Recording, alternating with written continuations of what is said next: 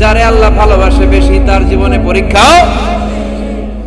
বিশ্ব নবীরে আল্লাহ বুঝাতে চাইলেন, ও আমার নবী, আপনার জীবনটা পরীক্ষাময়। এত পরীক্ষা দেখে বিচলিত হওয়ার কিছু নাই, টেনশনে পড়ার কিছু নাই, নিরাশ হওয়ার কিছু নাই। আপনার পিতা ইব্রাহিমকেও এরকম অনেকগুলো আমি পরীক্ষা দিয়েছি। প্রতিটা পরীক্ষায় আমার ইব্রাহিম খলিল সফলতার সাথে উত্তীর্ণ হয়েছে। আসাদুন নাসি বালাআন আল আম্বিয়া, এই পৃথিবীতে সবচেয়ে বেশি বালা মুসিবতের পরীক্ষা আসে নবীদের। কাদের? সুম্মাল আমসাল ফাল আমসাল, এরপরে সিদ্দিকীনদের, শুহাদাদের, সালেহিনদের। ইবতালা আর রাজুলু হাসাবা দীনি, ব্যক্তির দিনদারি যত বেশি তার উপর আল্লাহর পরীক্ষা। এজন্য মুমিন পরীক্ষাতে ভয় পায় না, মুমিন কখনো বিচলিত হয় না, মুমিন ভরসা রাখে একজনের উপর। চিল্লায় বলেন, যিনি কে? আল্লাহ বললেন, পরীক্ষার পর পাহাড় সম পরীক্ষা দিয়ে আমি আমার খলিল ইব্রাহিমকে যাচাই করেছি। একটা পরীক্ষায় ইব্রাহিম ফেল করে নাই, প্রতিটা পরীক্ষায় পাস। এগুলো বলে বলে বিষ্ণুনবীর আল্লাহ সান্ত্বনা দিচ্ছেন, নবী, ওরা আপনারে গালি দেয় জাদুকর বলে, ওরা আপনারে গালি দেয় গণক বলে, ওরা আপনারে কবি বলে গালি দেয়, ওরা আপনারে পাগল বলে গালি দেয়, একটার পর একটা পরীক্ষায় আপনি জর্জরিত হচ্ছেন। নবী, আপনার পিতা ইব্রাহিম তার চেয়েও বেশি পরীক্ষায় পড়েছে।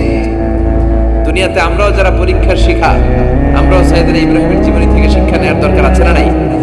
গালি আসবে, মন্দ কথা আসবে, বিপদ আসবে, জেল জরিমানা আসবে, ঝুঁকি আসবে। এই ঝুঁকি আর রিস্কের মধ্য দিয়ে কালিমার দাওয়াতের প্রচারের কাজ করতে হবে। চিল্লায় এখন ঠিক কিনা? এটাই মুমিনের বৈশিষ্ট্য। ঝুঁকি, বিপদ, পরীক্ষা, বালা মুসিবত, এগুলো মুমিনের লক ছাড়ে না, বীজ ছাড়ে না। কারণ মুমিনরে পছন্দ করে কে? মুমিন খুব ভালো করেই জানে বিপদের পরে বিজয় দান করবে কে।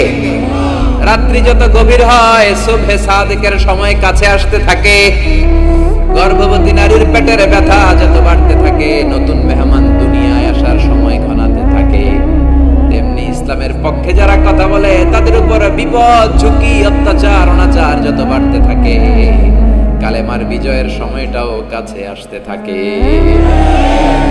কাছে আসতে থাকে। এই নাজরানা আমাদেরকে দিতে হবে, পরীক্ষায় আমাদেরকে সাইয়েদনা ইব্রাহিমের মতো উত্তীর্ণ হতে হবে। জালিমরা বেশি দিন থাকতে পারে না, এটা ইতিহাস সাক্ষী। কথা বলেন, যারা জুলুম করে তাদের জন্য তো সাহায্য নাই, যারা মাজলুম তাদের জন্য সাহায্য। বদরের প্রান্তরে 313 জন মাত্র দরিদ্র, গরিব, মাজলুম সাহাবী, তাদের জন্য আকাশ থেকে ফেরেশতা দিয়ে নুসরাত সাহায্য করেছে কে?